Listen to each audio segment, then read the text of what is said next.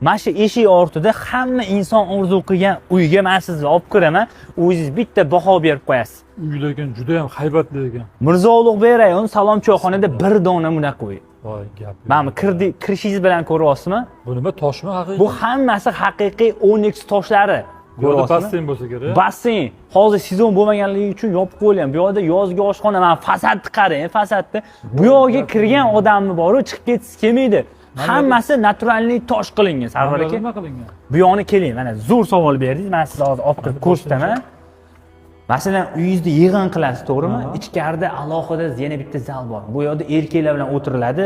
Bu bio kaminmi bu? Bu haqiqiy o'tin qo'yib yoqadigan kamin. Elektronik kamin emas, okey? Bu yerda hamma mamplargacha toshla qilingan. Har bir detalni professionallik ustalar o'z ishini mutaxassis ishlaganlik, shundoq qilib ishligidan namoyon, okey? Uy ichiga shunaqa qiziqib ketyapman deb. Fasadini o'zini ko'rdingiz, hovlisini ko'rdingiz. Uy ichi sizni qiziqtiryaptimi? Qiziqtiryapti. Qani bo'lmasa bitta ko'ramiz. Qani ketdik. Qarang Sarvar aka, kirishingiz bilan mana shunaqangi keng hol. Keling, sizga ayollarimizga ko'proq vaqtni o'tsin, oshxonaga olib kiraman. Oshxonani qarang, hamma yoq juda ham chiroyli rangga tanlangan, kvars toshlar qilingan. Texnikada ham bo'sh. Ayollarimiz uchun bo'sh, ayollarimiz uchun barcha qulaylik mujassam qilib qo'yilgan. Bu yoqqa keladigan bo'lsak, bizani uyimizning mehmonxonasi eshiklariga alohida bitta baho berib qo'yasiz. Mana uni qarang. Uyingiz bo'lsa, mehmonxonangiz bo'lsa, shunaqa bo'lsin deb, men bu xonaga kirib kulchatil qidirib qoldim. Mana kulchatil birgina mana shu kulchatil orqali svetlarni o'chirib yoqsangiz bo'ladi. Ko'ryapsizmi? Juda ham chiroyli.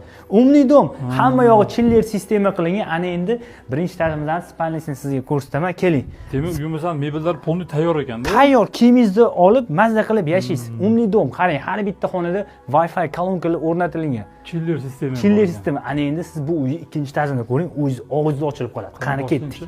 Ikkinchi etajimiz Sarvar aka umumiy hisobda 3 ta spalni bor. Buni qizi bor otalar ko'rsa mazza qilishadi. Mana buni qarang. Zo'r va ranglarini qarang, Sarvar aka juda ham chiroyli tanlashgan. Nijniy tanlash, juda ham nijniy. Agar qizingizga mana shu xonani topshirsangiz, sizdan zo'r ota bo'lmaydi. Ana endi mana bu spalniga o'zingiz bitta baho berasiz. Tanlangan rangliga.